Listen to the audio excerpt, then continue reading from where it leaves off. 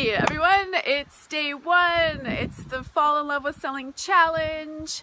I am grateful and thankful that you said yes to this. It is my duty here, my desire to have you walk away from this feeling hopeful and excited about this area of life. That is my greatest desire and outcome for this. So just going to lay out how this is going to work. I am going to dive into topics every day. I'm going to ask you a question at the end. I want you to share your answers in the group. If you are stuck on something I'm asking you to respond to, just show up and engage in some way. Just say, I'm stuck on this. You can engage anyhow you want. There are no rules. There's no challenge Nazi. If you get behind a few days, that's okay. There's gonna be plenty of time at the end to catch up. Just keep showing up, okay? And at the end, I will have like a group call where we can get clarity more. You can ask questions of places that you're unsure of, things I've taught here. You can share what your greatest problems are in the sales process for you and get my opinions on it.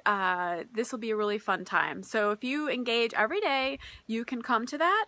And all I'm going to ask of you is you to email me at the end and say, I engaged every day in some way. I trust you. That's it. That's all. It's pretty simple. So basically, in order for you to fall in love with selling, what I think needs to happen is a huge perspective shift has to happen. Because if we come to this area with all the baggage, with all the feelings that we believe about this area of life, it's not going to seem very fun. So I'm going to start out with a little analogy.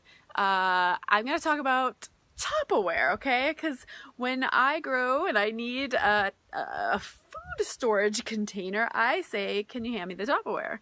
Now, Tupperware is a brand name. It is not actually the item itself. It is simply a brand name. They've done such a good job branding that all we think of when we think of food storage container, kind of cumbersome to say, we think Tupperware.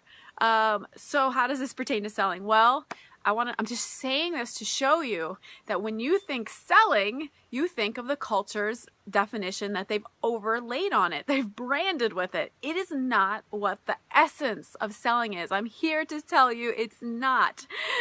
And it is something totally different. So we're coming to the table thinking of it as a anything goes kind of area, that the bottom line is money.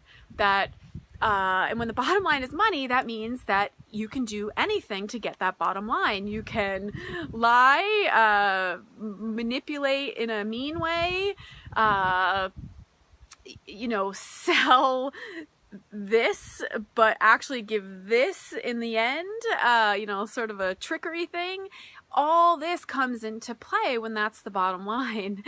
And I want to show how selling is something way more magical than that. And I am just going to share that I did a little math, which was pretty fun, and this is a safe number. This isn't a high-blown, exaggerated number, but I have had over 500,000 sales exchanges with people. And what I mean by that is 500,000 interactions with people where I'm like, hey, this is what I have. You want to buy it? That's very simplistic, but you get what I'm saying. 500,000 exchanges where I've actually been selling something to somebody. So what I'm sharing here comes from a lot of experience, comes from a lot of hard work. So it's not just idealistic hoopla or something, okay? So I want to talk about belief. That is the main thing we're talking about here today. Belief.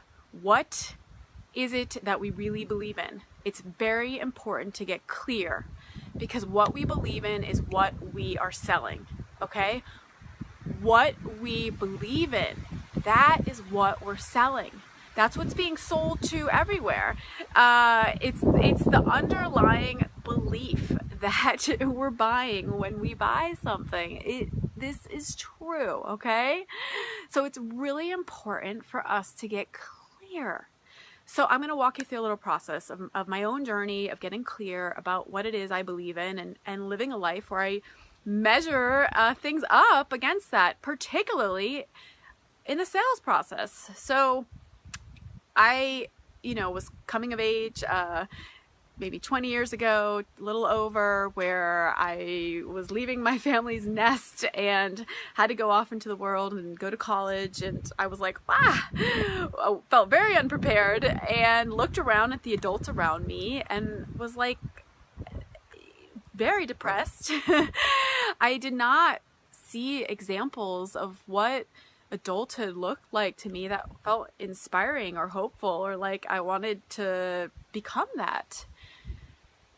That was very scary for me, and I had a very conscious thought process that was like, wow, well, if that's all there is, if I find out that this is all there is to life, what I'm seeing, then I can always opt out. At the time, that was a very relieving thought and an impetus in me to pursue, to take chances, to find out what more there was to life. Is there something more to life than this? This can't be it.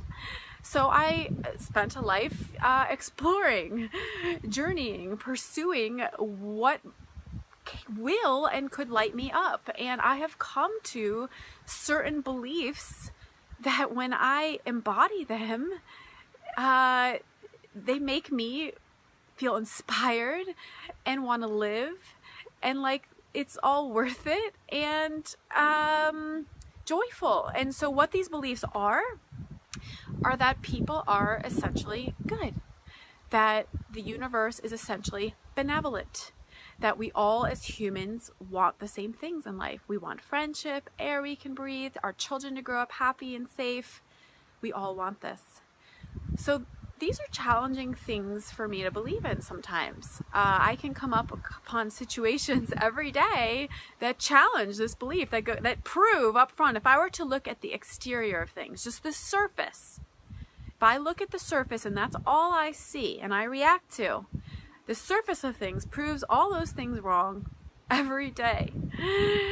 And so I have to look inside and really decide if I believe that all the time when I'm faced with actual real life situations. And as I come to the table saying yes, things sort of morph and shift around me to prove out I have to take the leap of faith first, okay? And I've had enough proof now that it's gotten easier and easier. But how we can get to knowing what these beliefs are is like, what makes you feel like you want to live? What makes you feel like you want to bring children into this world? What makes you feel like you don't? What makes you feel uninspired? What makes you feel like, gosh, if that were the truth of life, I'd probably rather opt out? What are those things? You can weigh them against each other to find out what your core beliefs are. What is it that's worth living for you? This is what you bring to the table when you're selling. It's very simple, but it takes work. It takes conscious effort to show up to that table and constantly, show up and do the work of looking at where I'm coming from, aligning with this belief. And a lot of times we're going to look and see that it isn't, and have to make shifts. And this is just ongoing. It's going to go on and on and on and on. And I want you to learn to have fun with that process, to thank this process for being there, to give you the opportunity to do that. What a great thing. This is one of the joys I get out of selling. It helps me get in touch with what I believe in every time I engage with other people. It's so cool. Okay? Now, if you're not all the way there yet, you're not sold yet on this, just start. I want you to share in this group, what is your bottom line belief about life? Just one thing. You don't have to write a whole thesis. Just share something that inspires you to live, that inspires you to do the work you do, a belief about life that you hold dear, that you want to embody. Okay, just share that in the group. It'll be so fun to read each other's and be inspired by each other and see where it is we're really coming from, right? Okay, I will see you in, I'll see you tomorrow, and I'll see you in the group. Thanks so much.